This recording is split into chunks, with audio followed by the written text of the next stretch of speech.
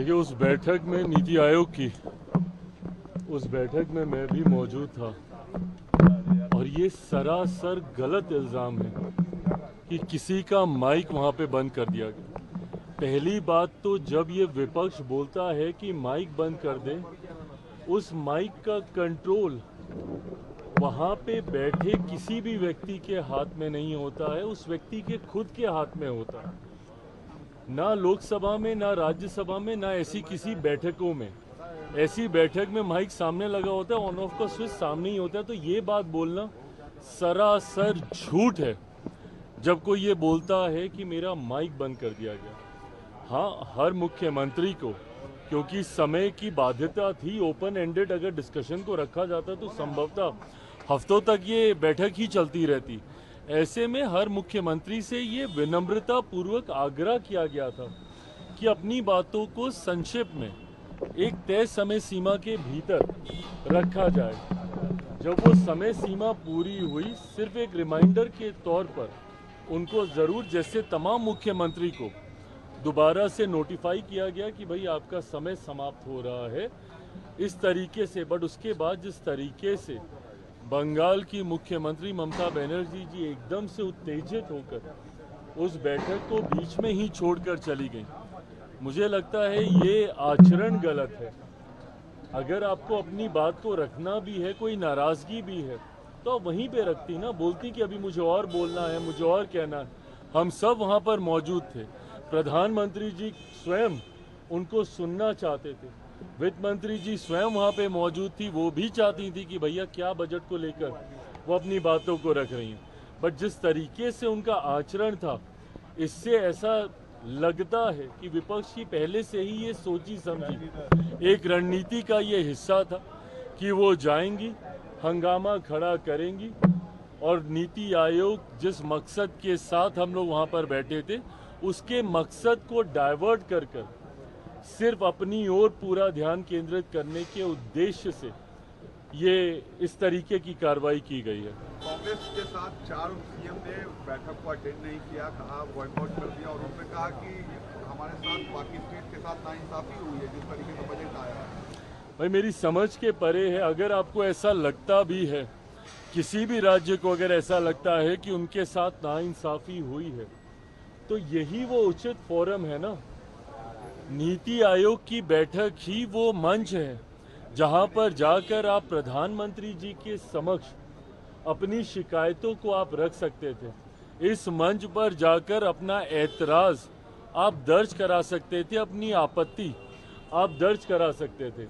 और जो लोग ये बोलते हैं कि हम लोग के साथ भेदभाव हुआ, पहली बार देश में एक ऐसा बजट एक लंबे समय के बाद देखने को मिला जिसने पिछले 10 सालों में देश की मजबूत होती अर्थव्यवस्था का लाभ जनता को पहुंचाने का काम किया। इसमें जहां प्रमुखता से देश के गरीबों का जिक्र किया गया, अन्नदाता का जिक्र किया गया, नारी शक्ति का जिक्र किया गया, युवा शक्ति का इसमें जिक्र किया गया। ये ऐसे सेक्टर्स हैं जिसमें प्रमुखता से उनको लाभ पहुंचाने के लिए योजनाओं की और राशि की घोषणा की गई। जो राज्य कहते हैं कि उनके साथ अनदेखी हुई, क्या उनके राज्य में गरीब नहीं है? क्या उनके राज्य में महिलाएं नहीं हैं? क्या उनके राज्य में किसान नहीं हैं? क्या उनके राज्य में गरीब वर्ग से आने वाले युवा हो, महिलाएं हो, किसान हो, क्या ये लोग नहीं हैं?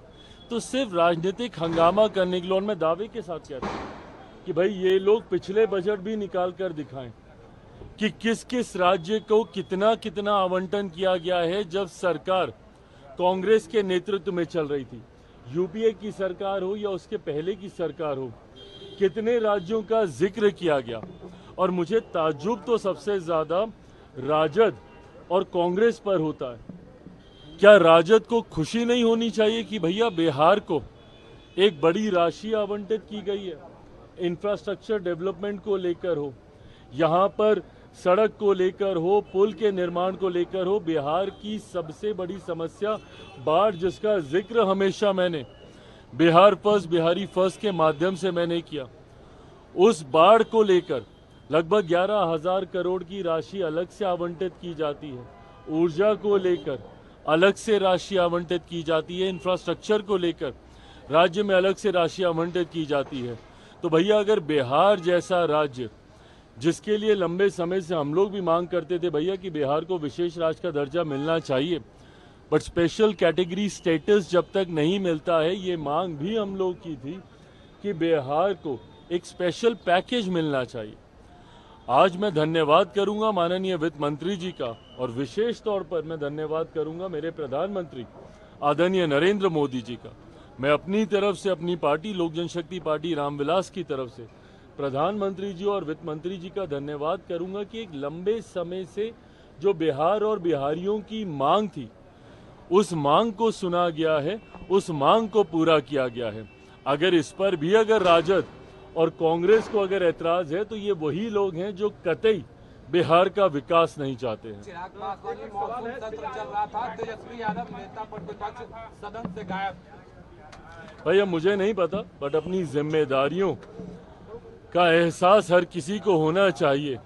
महत्वपूर्ण सत्र है और हर सत्र महत्वपूर्ण होता है।